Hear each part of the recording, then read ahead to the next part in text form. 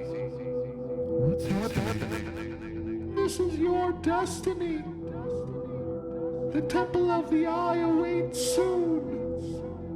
But first, you must learn how to unlock your true power. Remember again. My friends, I must get back. They need my help. I understand.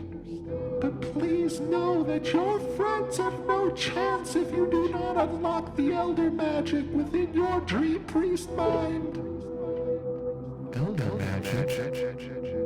What do you mean? You are part elder from your father, as you know, and it gives you the right to sit on the throne. But the throne will not allow you to claim the Master Realm unless you learn. You are the true heir.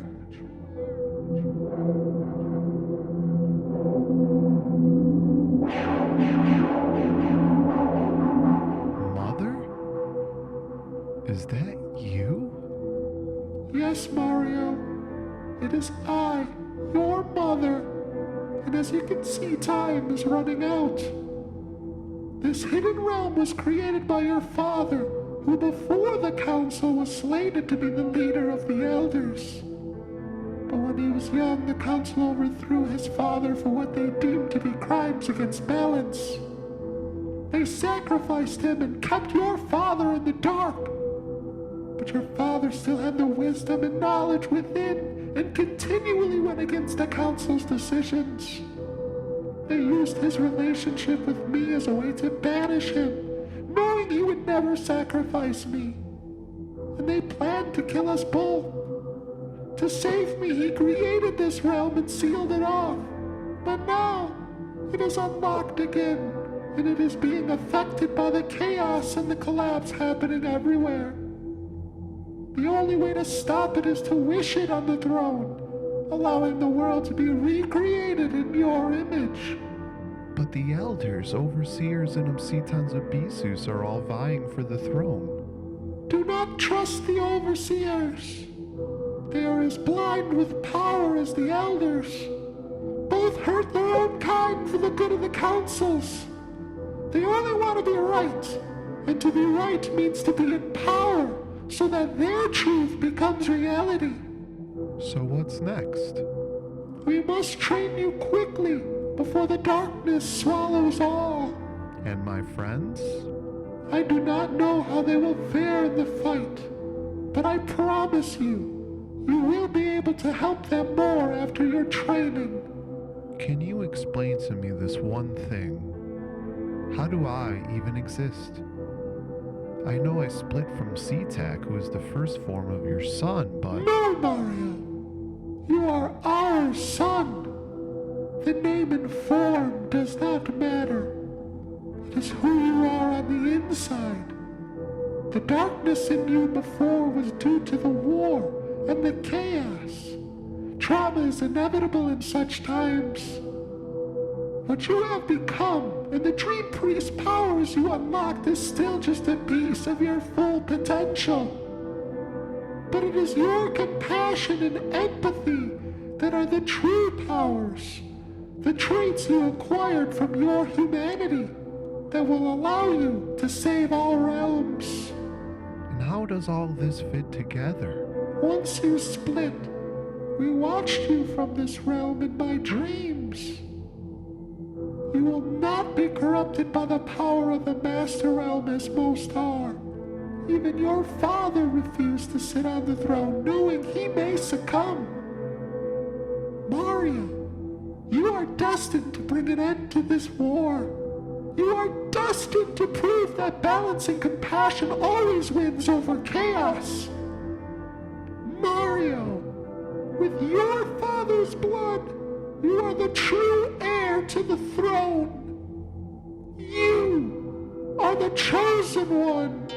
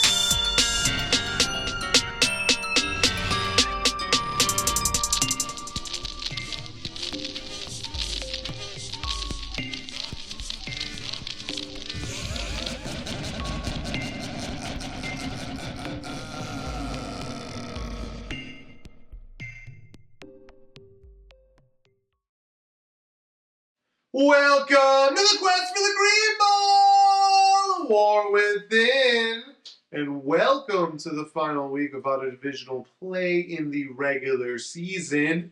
Surprisingly, all three wild cards are now clinched. We also already know, based on tiebreakers, that one division will be decided in week 14 regardless of what happens this week. First round buys will go to the winner of the Shadow and Power divisions, but while both can be clinched this week, they can also go down to week 14 as well. It's very possible. And of course, playoff seeding is far from determined, even with 5 of 6 playoff teams guaranteed in. One of the expected wildcard teams had one of the big wins last week in the with Thor-lacher holding off a feisty Pounders squad in a 107.48 to 101.62 win in the Kingdom of Power. Derrick Henry continues to be the thorn in Pounders' side after he traded him for CeeDee Lamb before the season started. Henry went off for 88 yards and 2 touchdowns to lead Thor-lacher here. Lamb ended up with just 75 yards. Ashton Jeanty added 108 yards and a score, and Michael Pittman also reached the end zone. Player to watch, Travis Etienne was another key for Thor-lacher here. He finished with 116 yards and a touchdown. On the other side, Javonte Williams had 101 yards. Decent, but not enough. It did help Thor-lacher that Pounders didn't check his lineup at the end, allowing Josh Jacobs to remain in after being ruled out before game time. Matthew Stafford ended up leading the way for Pounders with 3 touchdowns, and Wan'Dale Robinson finished with 156 yards and a score. Jaden Higgins also reached the end zone.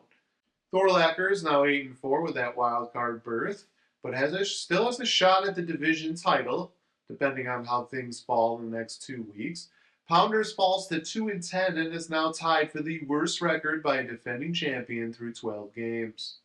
In the other Shadow Division matchup, the Clash at Demonhead kept their dream of a division title and a first-round bye alive with a 98.74 to 91.66 win over Treatham and Yeadham. Christian McCaffrey did his job and then some on Monday night with 142 yards and a touchdown to lead the Clash at Demonhead to their second win over Treatham and Yeadham this season. Trevor Lawrence added 3 touchdowns and James Cook collected 129s and a score on Thursday night. DK Metcalf also reached the end zone. It was the rare down game for Jonathan Taylor for Treatham and Yeadham. Jared Goff ended up leading the way for them with 2 touchdowns, while the Sun God finished with 149 yards and a score. The Texans' defense had 8 sacks, 2 interceptions, and a fumble recovery, smothering Josh Allen. The Clash at Demonhead is now 8-4 and are obviously in the playoffs, but they're just 1 game back of 9-3 Treatham and Yeadham with a head-to-head tiebreaker. Remember, the Titans kept his hopes alive for a division title in the Power Division, and of course that first round bye, 139.16 to 104.52 victory over Golden Ticket here.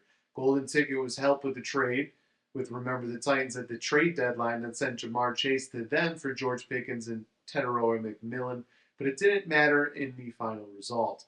And the reason was another great individual weekly score of all time in our league, with Jamar Gibbs going off for 219 rushing yards to get that 5-point bonus, 46 receiving yards, 3 total touchdowns, including a 50-plus yard one. Jackson Smith and Jigba added 170 yards and 2 touchdowns, including one over 50 yards as well, as the 2 players combined for 80.5 points. Drake May also threw a touchdown pass, which helped. Golden Ticket ended up getting led by Pickens, who had 146 yards and a score, and McMillan added his own touchdown. Devontae Adams continues to shine with another 2 touchdowns, and the Rams' defense went off for 4 sacks, 2 interceptions, and a touchdown of their own, allowing just 7 points. In the end, though, remember the Titans is 8-4 now, just a game back of Golden Ticket at 9-3 with 2 weeks to go. Golden Ticket still has the divisional tiebreaker at the moment, however. Low-key Lebowski Thor held off the Stellar Bitches 98.86 to 61.66 in a bit of a shocker. The Stellar Bitches, already eliminated, sent A.J. Brown in a 2026 ninth rounder to the Stars Are Right squad for Jordan Addison, Mark Andrews, and a 2026 fifth rounder. Still, no one expected a goose egg by Addison and just 11 yards by Andrews here. That was certainly a surprise. Caleb Williams ended up with 3 touchdowns to lead Lebowski Thor, while Trace Brown added 130 yards. Quinshawn Judkins picked up 47 yards and 2 touchdowns, while DJ Moore also scored twice for Lebowski Thor. Dak Prescott did have 3 touchdowns to lead the Stellar Bitches, and Bijan Robinson added 107 yards and a 2-point conversion. Both teams are now 3-9 overall, most likely needing to play in the Constellation quarterfinals. In the Dream Division, the Fighting Mooses had one of its best weeks to upset The Stars Are Right squad 128.56 to 106.28. Jalen Hurts collected 3 touchdowns, while Hunter Henry went nuts with 115 yards and a score. The Browns' defense added 10 sacks and a fumble recovery, and Kenneth Walker and Michael Wilson each had over 100 yards. Jalen Warren also reached the end zone. Emmanuel Wilson was a nice bye-week replacement for my team, 125 yards and 2 touchdowns. And of course, A.J. Brown showed up after the trade to collect 110 yards and a score. The Falcons' defense had 5 sacks, an interception, and a fumble recovery, and Puka Nacua collected 97 yards. Jacoby Brissett actually had a decent game as an injury replacement, 317 passing yards and a touchdown. The Fighting Mooses moved to 5-7, but are eliminated from the playoffs due to all the tiebreakers. The Stars Are Rights are now 6-6 after a 4th straight loss and only remain first by head-to-head. But the other result was big in the division as it sets up a winner-take-all Week 14. Green Acres held off the Overcomers 82.16 to 60.82. Rashee Rice had 141 yards and a 2-point conversion, and Kareem Hunt added 130 yards and a touchdown. The Ravens' defense had 3 sacks, an interception, and a fumble recovery. Jawan Jennings did score for the Overcomers, but Josh Allen decided not to show up, which hurt big time. The Overcomers fall to 5-7 and are eliminated from the playoffs due to all the tiebreakers. Green Acres is now 6-6 and only behind first place by the head-to-head. But regardless of who wins and loses in Week 13, the winner of the Week 14 match between Green Acres and The Stars Are Right squad will win the division and get into the playoffs. The Dream Division is obviously interesting with the tiebreakers because Green Acres or my squad will have at least 7 wins. So even if the Overcomers or the Fighting Mooses win out, only one can have 7 wins. And even in a 3-way tie scenario, the tiebreaker would belong to Green Acres or my team, which is why they're both eliminated. The Shadow Division is also crazy with the possibility of a 3-way tie. If it goes to points, obviously, Treatum and Needham would win the division. I don't think anyone's catching them. But otherwise, the Clash at Demonhead hold it head-to-head over Treatum and Needham, and currently has the top divisional record, with Treatum and Needham taking on Thor-lacher in Week 14, which could be a big-time deciding factor here. Lastly, the Power Division is still not clinched, with just 1.2 points separating Golden Ticket and Remember the Titans, and Week 14 deciding the divisional record tiebreaker. If Remember the Titans wins out and Golden Ticket loses to Lebowski Thor in Week 14, it will come down to points tiebreaker, and again, 1.2 points separates them at the moment. So we know Week 14 is massive with both first-round byes possibly on the line, playoff seeding, potential matchups, not even close to being finalized yet. But Week 13 will obviously go a long way to tell us what's coming up, what are going to be those big-time matchups. And we got some big ones. I mean, some teams have to win out to have a shot. They still need help, but they certainly need to win out. And we begin things in the next with 8-4, the Clash at Demonhead taking on my 6-6, the Stars Are Right squad, who my team is destined to be in both of these flex game of the weeks, because obviously next week we know what it's going to be, right? But before we learn more about this exciting matchup, it is time to visit the Courtyard as we close in on the Temple of the Eye. Are you with us, Constance? You seem quiet. I am just thinking of Mario. Who has that kind of power if it isn't tied to this battle? There is a legend of a former elder banished because he fell in love with the Dream Priest. That former elder was the true heir to the throne of the Master Realm before the councils. Excuse me? You see, Constance, our factions, before they existed, this realm was peaceful, led by a generational bloodline. But factions formed when it was believed that the bloodline was abusing its power. The elders overthrew this bloodline and formed a council, which actually included some overseers. Eventually, we developed two councils that worked together before the war. Funny how even so-called higher beings are fraught with the same faults as the rest of us. Power and greed go hand in hand. Interesting sentiment. Now the bigger task at hand. We are in the courtyard to the Temple of the Eye, and it is still empty and silent. Something is wrong. Scavengers, we need to hide. Halt, enemies! Did you really think you could defeat us? Constance, join our league friends now. I will shield you with my staff. What about you? I am afraid of no elder, and they will not harm me. They think I am in league with a dream priest. Now go.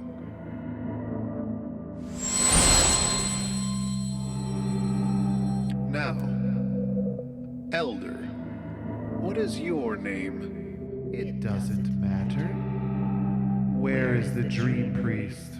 Where is Franklin? Imprisoned and quite maddening. He seems to like torture, telling us of his times in an underground city and how he became desensitized to harsh treatment because of some failed science experiments. So he decided to throw him into the pit, where he can rot for eternity. This is not like the elders. Your scavengers usually kill. They will kill you all in time. But first, we want the Dream Priest. You are afraid, aren't you? We are never afraid. But your overseer friends and Obsitans of Bisus are on the way. And before this war is over, we would like to find out the whereabouts of his father and mother. Two loose ends that could threaten our plan. So the legend is true. Enough. Tell us where the Dream Priest is, or we will make you live in agony forever once we sit on the throne. You cannot beat us. You forget about the Green Bowl. It is in our possession now. Kian, what is happening? I am sorry, Constance.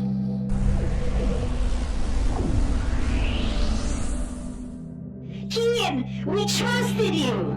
Forgive me, Constance. It is for the good of the overseers. And you are all now our prisoners of war. The Clash at Demonhead could move into first place in the Shadow Division with a win and a Treatum and Yeatum loss. And while the match doesn't really matter for my The Stars Are Right squad, injuries are always a concern. I would rather my players get wrapped in bubble wrap than need to play here. But I will try my best, even though the computers give the Clash at Demonhead a 52.9% chance to win.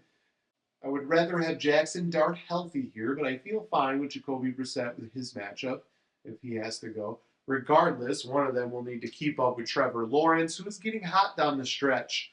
Devon Achane versus Christian McCaffrey is one of the premier matchups in this one. McCaffrey has the tougher matchup, but volume gives him a safe floor, usually. My team will be hoping Trey Benson finally comes off IR to go up against James Cook, as DeAndre Swift is trending downward lately. Puka Nacua and A.J. Brown have advantages over Zay Flowers and Trey Tucker according to projections, but Travis Kelce looks to be the better tight end with the better matchup. The Buccaneers defense has a better matchup than the Lions, but the Packers aren't exactly an offensive juggernaut. Both kickers should obviously get opportunities here. But the two players I am looking at, they're both wide receivers. For my The Stars Are Right squad, I take a look at Stephon Diggs of the New England Patriots. Diggs had his second worst game of the season last week, just 20 yards on 2 catches. It was a bit of a surprise after he had 105 yards on 9 catches the week before. But Diggs sometimes disappears in this Patriots offense. I mean, he has grabbed all 3 of his touchdowns in the last 5 weeks. But Drake May obviously loves tight end Hunter Henry. He loves checking down to running backs as well, and he likes stretching the field with multiple receivers. I mean, he really spreads the ball around. Diggs is just one of many guys on this team, really. So he isn't going to consistently get volume. It's kind of about hot hand, game scripts, who's covering who, all those different things. However, Diggs gets to go up against the Giants defense this week, which is ranked 28th against wide receivers, allowing a touchdown to this position in all but one game. The Sun God had 149 yards and a score last week, and Christian Watson caught 2 touchdowns the week before that. Rashid Shaheed had over 100 yards and a touchdown earlier this season. Quentin Johnson even had 98 yards and a score in week 4. And really, a lot of guys coming up. Roman Dunze, A.J. Brown, Cortland Sutton all had over 80 yards against this defense. Jawan Jennings, Jahan Dotson even. Tyquan Thornton before when Rashee Rice was out. George Pickens and Troy Franklin, who's been coming on strong lately, have all caught touchdowns against the Giants. Deebo Samuel almost had 100 total yards, and he had a rushing score in week 1. So he stepped up too. So clearly there's production to be had at this position this week. Someone's going to step up. The question is whether Diggs will be one of the benefactors or if someone else is going to vulture him. If Diggs reaches the end zone, he will be a nice compliment that could turn this matchup upside down. But if he puts up a dud like last week, it could be enough for the Clash at Demonhead to pull away. Speaking of the Clash at Demonhead, I'm taking a look at DK Metcalf of the Steelers. Metcalf is dealing with an ankle injury and actually left last week's game before coming back in later. He scored last week before the injury. He has 573 receiving yards and 6 total touchdowns this season. Yards, obviously the biggest problem. Aaron Rodgers showing his age. Mason Rudolph, clearly a backup and a not great one. Metcalf had 126 yards back in week 4, 95 yards in week 6, but he's had less than 50 yards in 6 games this year as well. He also hasn't caught a touchdown since week 8 against the Packers. Last week it was a rushing touchdown. However, he does get the Buffalo defense this week. The Bills are middle of the pack, ranked 15th against wideouts. They've allowed 10 total touchdowns to the position, including 2 last week to Christian Kirk and Jaden Higgins. They also allowed 2 touchdowns in week 10, Jalen Waddle and Malik Washington. They played the Dolphins in week 3. Waddle scored in that one, as did Tyreek Hill.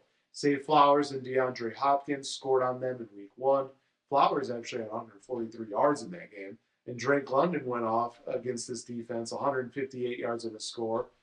So they've allowed beast games to some top wideouts, and obviously touchdowns to multiple receivers. If Metcalf can overcome his injury and reach the end zone again, it's a nice compliment to the other studs on the Clash at Demonhead team. But if Metcalf struggles or is limited due to his injury, it could be the reason why my team has a chance to win this game at all. Of course, this one is big in the Shadow Division title race, as I said, as the first place team has a much easier matchup. 9-3 Treatham and Needham will be going up against 3-9 Loki Lebowski Thor in a rivalry match yet to be named. And Lebowski Thor is looking to be a spoiler. Good luck, though, as Treatham and Needham comes in with a 69% chance to win. Moves will still need to be made, but Jared Goff versus Caleb Williams and Jonathan Taylor versus Quinshon Judkins are obviously big. The Sun God versus DJ Moore and Trey McBride versus David Njoku will go a long way as well. 3-9 the Stellar Bitches takes on 2-10 Pounders in a matchup for consolation quarterfinal seeding. Pounders also hopes to avoid setting the worst record through 13 games by a defending champion in league history here. The Stellar Bitches will need to make a move if Elvin Kamara is out, and with Josh Jacobs expected back, Pounders comes in with a 68.8% chance to win. Dak Prescott versus Matthew Stafford is massive, and Bijan Robinson versus Jacobs could be the other big spot here. CeeDee Lamb and Wan'Dale Robinson versus Rome Odunze and Jordan Anderson are also big. 9-3 Golden Ticket hopes to wrap up the division in a first-round bye, but needs help besides just a win against 5-7 the Overcomers. Golden Ticket comes in with a 57% chance to win.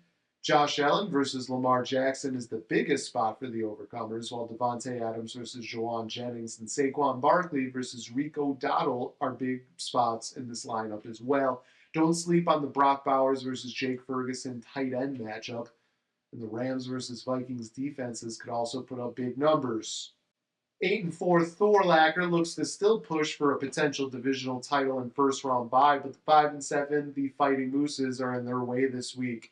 Thor-lacher enters with a 62.3% chance to win. Patrick Mahomes versus Jalen Hurts and Derrick Henry and Ashton Genty versus Jalen Warren and Kenneth Walker are big. Tyler Warren versus Hunter Henry and Michael Wilson versus Travis Etienne are the other key spots. Also, the Broncos defense has a way better matchup than the Chiefs defense. Lastly, 8-4 Remember the Titans looks to remain in a divisional title race and first round bye race as they take on 6-6 Green Acres, who are playing for a divisional title in Week 14 regardless of a win or loss here. Remember the Titans has an 82.1% chance to win with the injury to Baker Mayfield to watch for Green Acres. Jamar Gibbs and Travion Henderson versus Kyron Williams and Breece Hall are massive. Rashee Rice and Justin Jefferson versus Jamar Chase and Jackson Smith and Jigbar are also key. The Chargers have a better matchup than the Ravens at defense as well. These matchups should be fun as we all look ahead to a crazy Week 14 that could have all three divisions and both first-round byes up for grabs.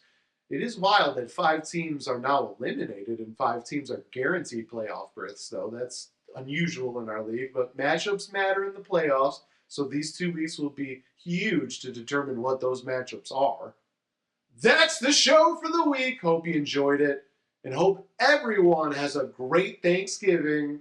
Join us next week as we finally reach the Temple of the Eye as the War on the Master Realm and our season reaches a pivotal point before the playoffs. Until next time, salut! Before you go, check out the updated power rankings.